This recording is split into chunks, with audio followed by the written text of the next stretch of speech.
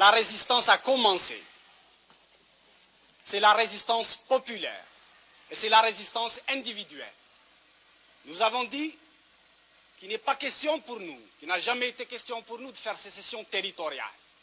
Ce qui nous importe, ce n'est pas de défendre des bâtiments, mais de faire en sorte que les troupes de Boumediene, qui se comportent en troupes d'occupation, n'aient aucun répit.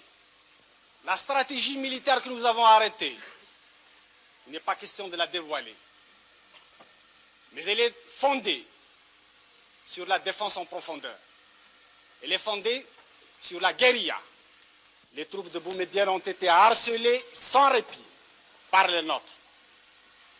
Maintenant, il vous appartient à vous, à nous tous, de continuer la résistance.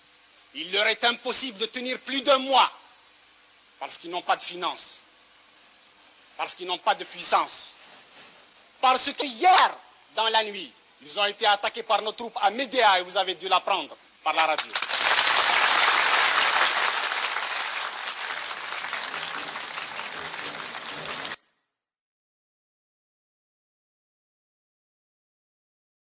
Du colonel Boumediene, le colonel Boumediene, ce que je peux dire de lui, c'est un petit intellectuel venant de la mosquée du Caire. Il a fait sa révolution au Maroc et à Tunis.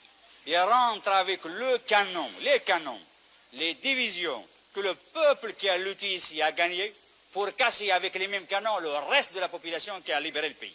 Je le jure devant Dieu et ses hommes que nous déposerons ces armes et cette tenue de combat que par l'installation des principes démocratiques et justes. Aucun. Vous êtes soutenu par la population. La population est derrière la démocratie. Ils aspirent à la liberté et à la démocratie. Et le pharaonisme ici. Il n'y a pas de pharaon chez nous, il n'y a pas de Ramsès II, il n'y a pas de Gamal Abdel Nasser chez nous. Ici, il y a le peuple. Qu'est-ce que vous...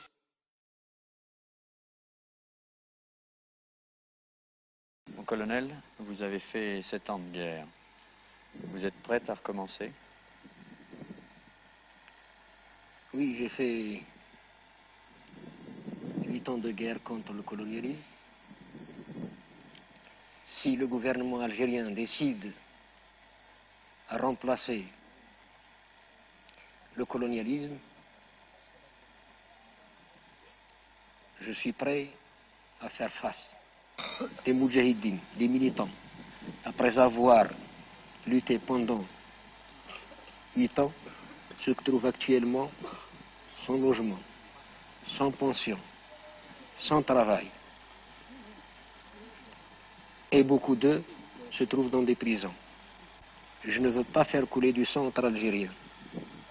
Je l'ai évité déjà. Ce qui vous a coûté vos galons. Mes galons, ce n'est pas l'armée française qui me les a donnés, ni un monsieur qui est au pouvoir aujourd'hui. Mes galons m'ont été donnés par les moudjahidines, qui la plupart ne se retrouvent pas parmi nous aujourd'hui. Je les ai gagnés au combat révolutionnaire, à la lutte de libération nationale.